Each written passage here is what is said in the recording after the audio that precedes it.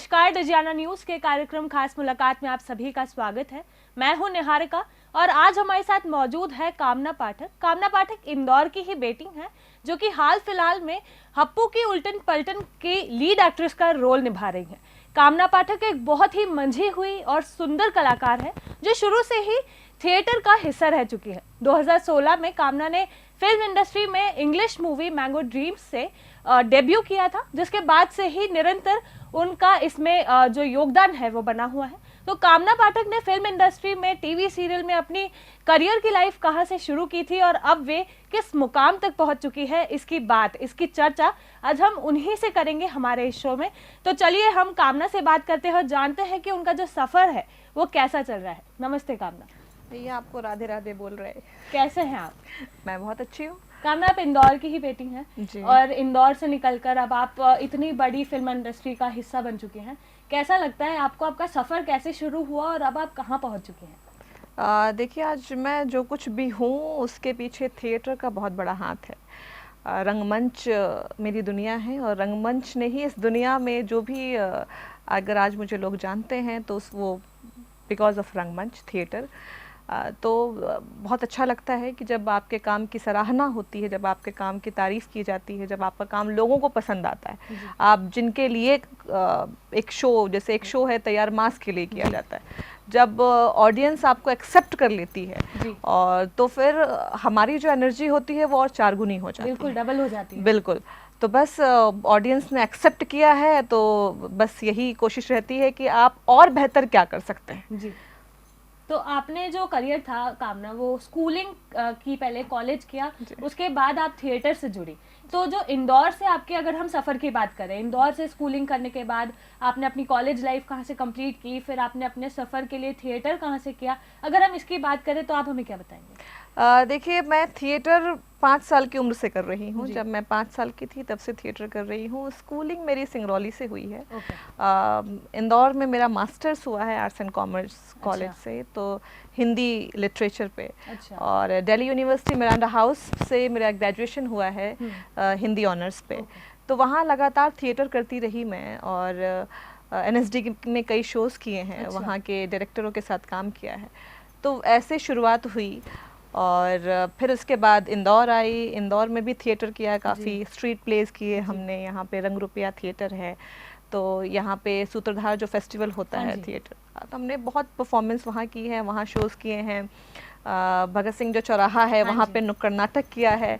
तो ऐसे ही हम लोग जेल रोड में वो सभा, मतलब उसका क्या कहते हैं, हॉल का नाम मैं सॉरी भूल गई। तो वहाँ पे हम रिहर्सल करते थे रात में कॉलेज से आके, और बाकी जो साथी हमारे जो काम करते थे, कुछ ऑफिस गोइंग थे, वो सब आके जब फ्री 8-9 बजे तक सब फ्री हो जाते थे, तो उसके बाद हम जाते थे, रिहर्सल करते थे, करीब 12 बजे तक वहाँ से रिहर्सल करते थे। उसके बाद फिर जाते थे सराफा घूमने।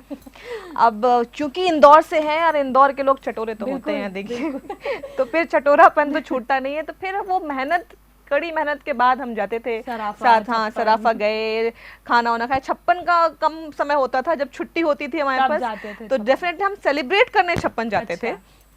कि अगर जैसे सूत्रधार में हम लोगों ने माता दिन चांद पे हम नाटक कर रहे थे, तो उसमें बहुत सारे अवार्ड हम लोगों को मिले थे, तो वो सेलिब्रेट करने हम गए, 56 भी गए और फिर सराफा भी गए। तो ऐसे टाइम का मैनेजमेंट चलता था और ऐसे ही रंगमंच से जुड़ी रही मैं हमेशा। तो ये एक छोटी सी जर्नी है। आपने NSD की बात की, तो आपने पढ़ाई कंप्लीट करने के बाद NSD में अपनी जो करियर लाइफ थी वो आगे शुरू करना क्यों नहीं चाहा? आप बिल्कुल करना चाहा था, लेकिन उम्र कम थी मेरी। जब मैं ग्रेजुएशन मेरा कंप्लीट हुआ तो 19 साल की थी, और जब NSD में आप अप्लाई करते हैं तो आपकी उम्र 20 साल होनी चाहिए, और ग्रेजुएशन तो आप ग्रेजुएशन को तो आप परसुइंग लिख सकते हैं, है ना, लेकिन उम्र का क्या करते हैं। तो 1 साल मुझे लगा कि मैं 1 साल वेस्ट करूंगी, या मुझे मास्टर्स नहीं करना था दिल्ली यूनिवर्सिटी से उस वक्त। तो मुझे याद है लास्ट पेपर था मेरा मीडिया का 3rd ईयर में, मैं बहुत रोई थी। मैंने कहा कि मैं 1 साल छोटी क्यों हूँ, मैं 20 साल की क्यों नहीं हूँ। तो बिल्कुल मैंने डैडी को बोला कि आपने मुझे लेट में क्यों पैदा किया, मुझे 1 साल पहले मुझे बर्थ सर्टिफिकेट बनवा के दीजिए, मैं नहीं जानती, मुझे एडमिशन चाहिए। तो अभी हंसी आती है, तब उम्र भी कम थी, कुछ भी आप, क्योंकि एक आपका सपना होता है जब आप रंगमंच, मुझे FTI के बारे में तब नहीं मालूम था, मुझे सिर्फ NSD दिखता था। मैं मेहनत कर रही थी दिल्ली मेरी सिस्टर क्योंकि मिरांडा हाउस से वो भी पास आउट हैं, अच्छा। तो मेरा एक सपना वही रहा है कि अनुकृति हमारी ड्रामेटिक सोसाइटी थी, तो वहाँ तक कि मुझे उसमें पार्ट वहाँ पे जाना, उस ग्रुप को ज्वाइन करना है। तो इसके लिए मेरिट बेस पे आपके मार्क्स आने चाहिए, और क्योंकि डीयू है, कंपटीशन है, और फिर आप एक टॉप कॉलेज में जा रहे हैं, Miranda house, definitely Miranda house college में आप जा रहे हो, तो अगर आपको हॉस्टल बेसिकली सिस्टर ने कहा था हॉस्टल मिलेगा तो ही दिल्ली में रहोगे। तो उस 12th की जो पढ़ाई मैंने की है सिर्फ और सिर्फ रंगमंच के लिए की, क्योंकि मुझे अनुकृति ज्वाइन करना था। फिर वहाँ से एनएसडी, तो एनएसडी में इसलिए एडमिशन नहीं हो पाया, फॉर्म एक्सेप्ट नहीं हुआ मेरा। तो उसके बाद फिर मैं मुंबई इंदौर आई, इंदौर से फिर मुंबई चली गई। हाँ, तो अगर हम बात करें, जब आपने आपकी फैमिली को बताया कि मुझे फिल्म इंडस्ट्री की तरफ अपने कदम बढ़ाने हैं, तो उन लोगों का रिएक्शन क्या था? मतलब बहुत सारी सोसाइटी में आज भी हमें बहुत सारी फैमिलीज ऐसे दिखती है कि अगर कोई भी मॉडलिंग की तरफ बढ़ता है, फिल्म इंडस्ट्री की तरफ बढ़ता है, या फिर अपनी पढ़ाई इसी डायरेक्शन में आगे बढ़ाना चाहते हैं, तो वो लोग कहीं ना कहीं अपने बच्चों को पीछा खींचते हैं। बहुत सारे लोग ऐसे होते हैं जो आज भी इन चीज़ों को एक्सेप्ट नहीं करते हैं, उनके हिसाब से ये इंडस्ट्री उतनी सेफ नहीं है कहने के मुताबिक। तो क्या आप ऐसा मानते हैं, और अगर आपके साथ ऐसा कुछ हुआ, या फिर आपकी फैमिली ने आपको कैसे सपोर्ट किया? फैमिली ने बहुत सपोर्ट किया। देखिए 3 इडियट फिल्म बहुत बाद में बनी है, हमारे घर में माहौल वैसा ही रहा है। अच्छा। डैडी ने हमेशा वो कहा है कि जिसमें तुम 100% अपना दे सकती हो, अगर तुमको लगता है कि तुम एक्टिंग में 100% दे सकती हो, तुमको लगता है कि तुम यही तुम्हारा करियर है, तुमको इसी तरफ आगे जाना है। देखिए सफलता और सफलता ना मिलना बहुत दूर की बात है। सही बात। आपने क्या किया, क्या आप सही दिशा में जा रहे हैं, क्या आप जो उतनी मेहनत कर रहे हैं। डैडी ने मेरे कभी नहीं कहा, जब एक छोटे सा वाक्य है, रिजल्ट जब बचपन में रिजल्ट के टाइम पे हम लोग जाते, डैडी क्या रिजल्ट आएगा, पता नहीं क्या आएगा। डैडी एक लाइन बोलते थे, फेल हुए तो अच्छा, पास हो गए नहीं तो और अच्छा। नहीं, पास हुए तो अच्छा, फेल हुए तो बहुत अच्छा। अच्छा। तो मैंने कहा ये कौन बोलता है डैडी, पास हुए तो अच्छा, फेल हुए तो बहुत, कि तो फिर मेहनत करना। सही बात। तुमको मालूम चलेगा कि क्यों तुम फेल हुई हो। सही बात है। तो मैंने कहा यार जिसके डैडी ऐसे हों, जो मतलब सिर्फ सफलता ही नहीं है, आप जब गिरते हैं तो गिरने से जो आप 4 गुना सीखते हैं, शायद वो सफलता आपको नहीं सिखाती है। उठ के खड़े होते हैं, बिल्कुल, आप नए तरीके से बिल्कुल आपको पता होता है कि अच्छा ये रास्ता ऐसा है इसलिए मैं गिरी थी। आपको वो अनुभव होता है, वो अनुभव आपके खुद के होते हैं, किसी और के सुने सुनाए अनुभव नहीं होते हैं। तो जब कहते हैं आप जब खुद गिरते हैं, कई बार हम सबक कहते हैं आपको तभी याद होता है जब आप पे बीती होती है, ठोकर खा के। बिल्कुल बिल्कुल बिल्कुल। तो वही चीज है, आपके अनुभव आपको सिखाते हैं। तो फैमिली ने बहुत सपोर्ट किया मुझे। और नो डाउट आपका स्ट्रगल हर फील्ड में है। देखिए आप टीचर बनते हैं, आप प्रोफेसर बनते हैं, नेट क्लियर करिए, ये एमफिल पीएचडी सब कुछ, ये ऐसा यही नहीं कि आपने आंख बंद किया और हो गया। और एक्टिंग भी ऐसा नहीं कि मैंने आंख बंद के आंख खोला कि अरे वाह, या कि ये तो बहुत सुंदर दिखती है, ये बहुत ऐसी है, बस अब कल हीरोइन ही बन जाएंगे। हीरोइन बनना और एक आर्टिस्ट, बिल्कुल ये मैं बहुत जाले साफ करके गई थी कि मैं कलाकार हूँ और मुझे अच्छा काम करना है। बिल्कुल। फिर वो काम चाहे वो थिएटर में हो, फिर वो चाहे स्ट्रीट प्ले हो, फिर वो फिल्म हो, फिर वो चाहे आपकी सीरियल हो, चाहे वो स्टेज, कुछ भी हो, आपको आपका काम, आपको आपका किरदार पसंद आना चाहिए। मैं कुछ भी काम करने के लिए नहीं आई थी मुंबई में। कंपटीशन बहुत बढ़ गया है अब इन चीज़ों को अगर हम लेकर बात करें तो। कंपटीशन आजकल के ज़माने में मॉडलिंग की तरफ भी और एक्टिंग की तरफ भी, और मुंबई और दिल्ली में, मतलब बेसिकली अगर हम मुंबई की बात करें तो मुंबई में तो जो भी आ रहा है आजकल, मतलब वो 80% लोग इसी आस के साथ आ रहे हैं कि हमें कलाकार बनना है या हमें एक्टिंग करनी है। तो वहाँ पर हर कोई इसी आस के साथ आता है, मुझे अमिताभ बच्चन बनना है, मुझे ये बनना है, मुझे रेखा जी बनना है। तो क्या ऐसे आपके साथ भी कभी हुआ कि आपके सामने बहुत सारा कॉम्पिटिशन था, उसमें से आपको चुना गया हो, और उसके बाद आपको ऐसा सीखने को मिला हो कि यस, अब 100 में से अगर मुझे चुना है तो मुझे मेरा उतना 100% पुट आउट देना है? देखिए मैं किसी को देख के कुछ बनने नहीं गई थी जी। मैं कामना हूँ और मैं अच्छा काम करना चाहती हूँ, और मैं हीरोइन बनने नहीं गई थी। ये मैंने अभी पहले भी कहा कि मैं बहुत जाले साफ करके गई थी कि मैं हीरोइन बनने नहीं हूँ, मैं कलाकार हूँ, मुझे अच्छा अभिनय करना है, मुझे अच्छा काम करना है, जिस काम में मुझे भी मज़ा आए। और फिर चाहे अगर वो किसी फिल्म की हीरोइन है तो बिल्कुल बहुत अच्छी बात है, या फिर अगर वो कोई स्टेज शो है, कुछ भी है, कोई एक कलाकार है, कोई एक किरदार है, एक किरदार को भी निभाने में उतनी ही मेहनत लगती है जो एक हीरोइन को करना पड़ता है शायद है। तो वो आपको पता होना चाहिए कि आप क्या करने गए हैं, सिर्फ उठे और चले गए ये नहीं, आप खुद आप क्या हैं ये आप बेहतर जानते हैं, दुनिया शायद बाद में जानेगी, लेकिन आपको पता है कि आपने कितनी मेहनत की है या यहाँ कितने पानी में है, वो हमको खुद पता चलता है और आपको आगे मालूम चलता भी है जब आप जाते हैं। स्ट्रगल नो डाउट है और हर फील्ड में है स्ट्रगल, तो स्ट्रगल है, स्ट्रगल आपको बिल्कुल फेस करना पड़ा। लकीली मैं थिएटर करती रही इप्टा मुंबई के साथ, मुंबई में भी, तो वो तकलीफ ऐसा सच नहीं हुई कि बहुत नेगेटिव थॉट्स नहीं आए, क्योंकि आप मैं BJS बैरी जॉन सर के साथ काम करी थी, वहाँ से पढ़ाई और सीखी भी, और क्योंकि NSD में तो फॉर्म एक्सेप्ट हुआ नहीं बिल्कुल, तो फिर ये हुआ कि और कहाँ जा सकते हैं। तो टैग का तब ग्रुप हुआ करता था बैरी जॉन जी का, तो वो वहाँ से तब दिल्ली से 2007 में मुंबई आ गए थे, वो शायद, हाँ 2007 में वो आ गए थे। तो फिर मैंने पूरा सर्च किया, फिर मैं गई, फिर मैं वहाँ मिली, मैंने कहा बैरी सर पढ़ाते भी हैं या सिर्फ नाम ही है बैरी जॉन का। तो ऐसे ऐसे शुरुआत हुई और उसके बाद थिएटर करती रही, फिर ऑडिशंस, आप ऑडिशन, ये भी जब मैं गई तो इसका भी मैंने ऑडिशन दिया था, पहले सेल्फ टेस्ट दिया मैंने, ऑडिशन खुद से बना के भेजा, फिर तो वही जो प्रोसेस है, आप ऑडिशन दीजिए। तो आपके हम ऐसी बात करें कि जो बच्चे या फिर जो भी यूथ अगर मुंबई आ रहा है सास के साथ कि उन्हें कलाकार बनना है या फिर एक्टिंग करनी है, तो उनको लेकर आप क्या कहेंगे कि उन्हें क्या करना चाहिए, किस चीज़ को मांझना चाहिए, या फिर अभी पॉसिबिलिटी कितनी है, वहाँ का रेशियो कितना है कि कितनों में से कितने को सिलेक्ट करते हैं, या फिर कैसा? देखिए ये किसी को नहीं पता होता है कि क्या किस में कौन सेलेक्ट हो जाएगा, वो फ्यूचर की बात है। आपको जो करना है आपको वो क्लियर है क्या, आप उसके लिए क्या मेहनत कर रहे हैं। कैट के लिए आप पढ़ाई करते हैं या कुछ आप वो IIT जो भी आपके, तो उसके लिए आप पढ़ाई करते हैं, ठीक है, आप कोचिंग जाते हैं, सब कुछ है। तो यहाँ के लिए आपको तलाशना है कि कहाँ बेहतर थिएटर हो रहा है, आप जाइए बिल्कुल, ताकि जब आप लाइंस पढ़ें, जब वहाँ पे एक्शन बोले ऑडिशन में, तो आप ब्लैकआउट नहीं हो, आप ब्लैंक नहीं हो। ये मैं अपना किस्सा बताती हूँ कि मैं दिल्ली में थिएटर करती थी, जब मैं पहला ऑडिशन देने गई थी, ऑडिशन होता है क्या है मुझे पता नहीं था, और कॉलेज में ही थी, आई थिंक फर्स्ट ईयर में ही थी, तो मैंने कहा जाके देखते हैं। उन्होंने बोला एक्शन, और मेरे दिमाग में सब ब्लैकआउट था, पर मैं ब्लैंक नहीं थी, मैं ब्लैंक नहीं थी। मैंने, उन्होंने एक्शन बोला, मुझे उनका दिया हुआ स्क्रिप्ट तो कुछ नहीं आता, मुझे अपने प्ले के डायलॉग्स याद थे, मैंने पूरे प्ले के डायलॉग सामने, मुझे दिख भी रहा है कि वो देख रहे हैं पर्चा, मैंने कहा क्या बोल रही है, उन्होंने कट भी नहीं कहा और मैं रुकी भी नहीं। आखिरी में बोले तो चुप ही नहीं हो रही, तो उन्होंने कट कहा, मैंने कहा सर आपने बोला एक्शन, और मैं तो एकदम ब्लैकआउट ही हो गया, मेरे दिमाग से ब्लैकआउट। मैंने कहा सर थिएटर में हमारे से ब्लैकआउट होता है ना, हम चेंज करने के लिए जाते हैं, कुछ सेटिंग चेंज करते हैं, हाँ, तो वो ब्लैकआउट, वैसा ब्लैकआउट हो गया। बट तो फिर मैं अपने आप ही वो थिएटर के डायलॉग्स आते गए, मैं बोलती गई, तो कहीं ये तो अच्छा है, पर बेटा कहीं जब जाओ तो उसको तैयारी करनी चाहिए। मैंने कहा हाँ सर डेफिनेटली, बिल्कुल तैयारी करूँ। तो वो एक पहला एक्सपीरियंस था मेरा, ऑडिशन क्या होता है, ऑडिशन क्या नहीं। तो उसके लिए आप अगर आपने थिएटर किया है, आपने स्टेज शोज किए हैं, तो आपको मालूम हो जाता है कि आप रंगमंच जो है, आप स्टेज पे है, उस पर आप चलते कैसे हैं। अगर आपको चलना आ गया है तो आप बिल्कुल सब बहुत कुछ कर सकते हैं। चाहती हूँ तो आपने जब अपनी उसके बाद 2019 में अपना जो स्टार्ट था वो हप्पू की उल्टन पलटन के साथ किया, और अब उसको 4 साल भी होने वाले हैं, इस बार 3 मार्च को, 4 मार्च को उसको 4 साल हो जाएंगे।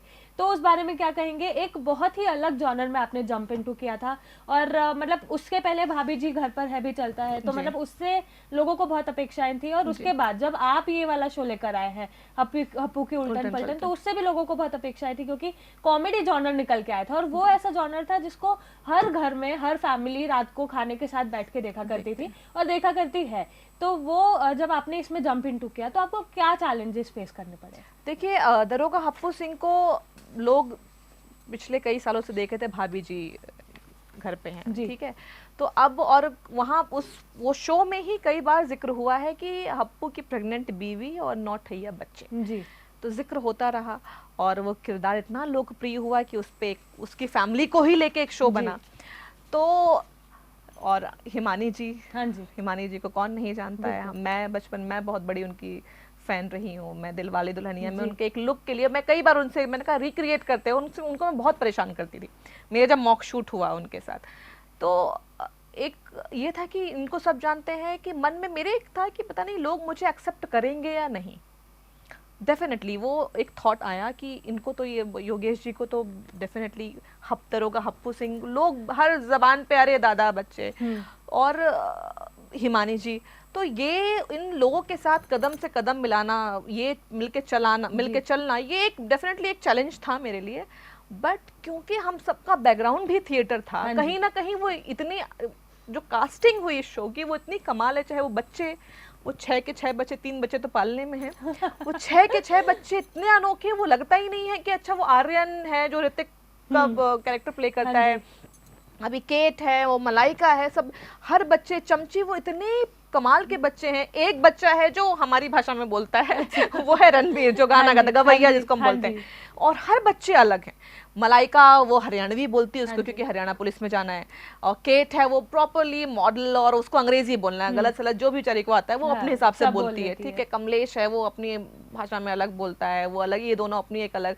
तो हर किरदार, छोटे बच्चे भी हैं, एक हमारी एज ग्रुप के लोग भी हैं, एक हिमानी जी के एज ग्रुप के भी लोग हैं, बच्चे और कॉलेज गोइंग। तो ये एक पूरा फुल ऑन फैमिली पैकेज है, सिटकॉम है जिसको आप पूरी फैमिली के साथ साफ सुथरी कॉमेडी आप एंजॉय कर सकते हैं। और मिडिल क्लास फैमिली के मुद्दे हैं इसमें। प्याज बिल्कुल, सब्जी महंगी हो गई, प्याज महंगी हो गई, उस पर बात होती है। सिलेंडर खत्म हो गया, उस पर इतना खर्चा क्यों हो रहा है भैया, तुम इतनी साड़ी क्यों खरीद रही हो। आपस में जो पति दबता है माँ और बहू के, बिल्कुल पति और पत्नी और माँ के बीच में जो पति फंसता है, तो वो जो फंसी हुई जो सिचुएशन है उस पे कहानियां बनती हैं। तो वो हर मिडिल क्लास फैमिली या हर फैमिली उससे रिलेट करती है। इसीलिए लोगों को बहुत पसंद आता है। जब हम करते हैं तो कहीं ना कहीं हमने भी ऐसे देखा हुआ है, बस ठीक है, कि अपने घर में भी भैया प्याज का दाम हो गया तो एक ही प्याज काटो, सैलेड में बहुत प्याज मत काटो। तो वो कहीं ना कहीं हमारे बैक ऑफ द माइंड हमारी चीजें भी हैं, तो वो और अच्छे से सामने और अच्छे से जब हम परफॉर्म करते हैं तो कहीं ना कहीं हमने देखा हुआ है। आप कुछ देखते हो एज एन एक्टर, आपका ऑब्जर्वेशन काम आता है।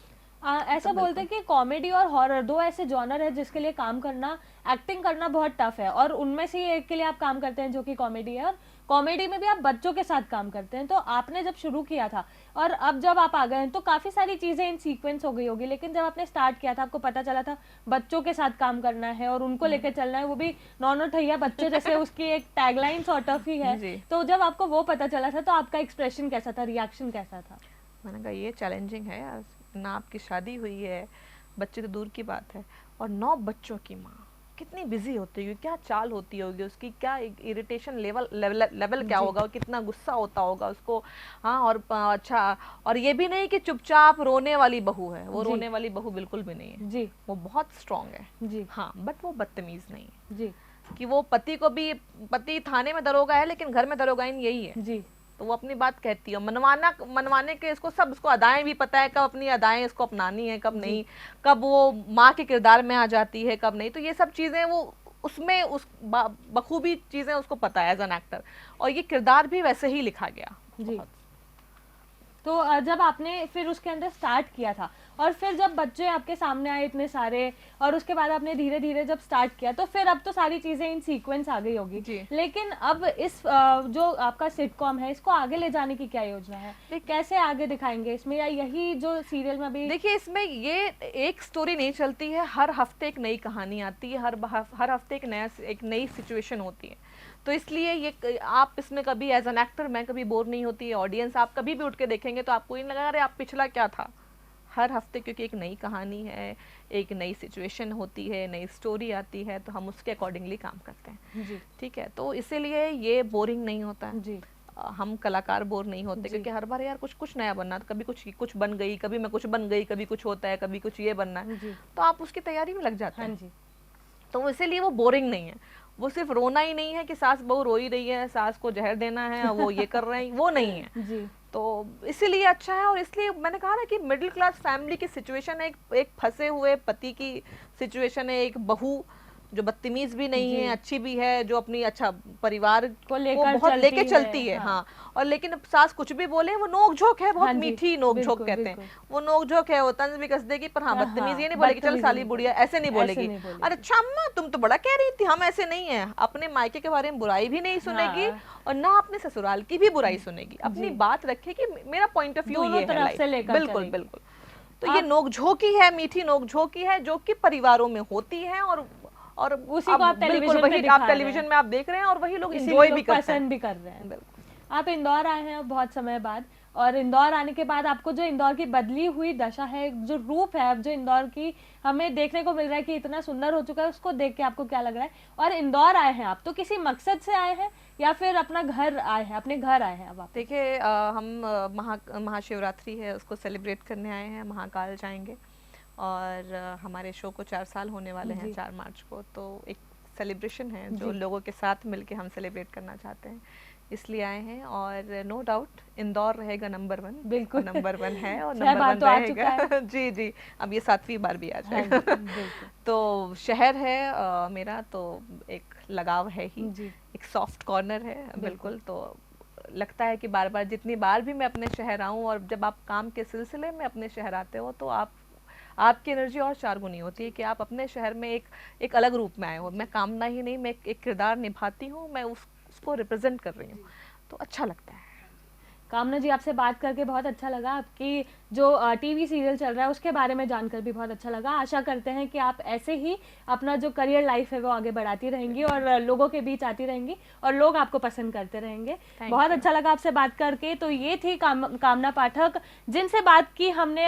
हप्पू की उल्टन पलटन की लीड एक्ट्रेस है ये, और जैसे कि उन्होंने बताया कि महाशिवरात्रि आ रही है, महाशिवरात्रि के टाइम वे महाकाल बाबा के दर्शन करेंगी, और जो हप्पू की उल्टन पलटन जिसमें वो काम करती है उसे 4 साल पूरे होने जा रहे हैं, तो इसलिए वो उसको सेलिब्रेट करने इंदौर आई है। तो ऐसा ही नहीं है कि हम सिर्फ क्लब्स में जाकर या फिर कहीं पार्टी करके सेलिब्रेट कर सकते हैं, लेकिन हम भगवान के दरबार में जाकर भी सेलिब्रेट कर सकते हैं। इसकी भी सीख उन्होंने हमें दी है। तो हम आशा करते हैं कि ऐसे ही कामना पाठक जी आगे बढ़ती रहें और अपने करियर लाइफ में जो है वो नए नए चांद और सितारे जोड़ते रहें। बाकी खबरों के लिए आप बने रहिए डिजियाना न्यूज़ के साथ। बहुत बहुत शुक्रिया।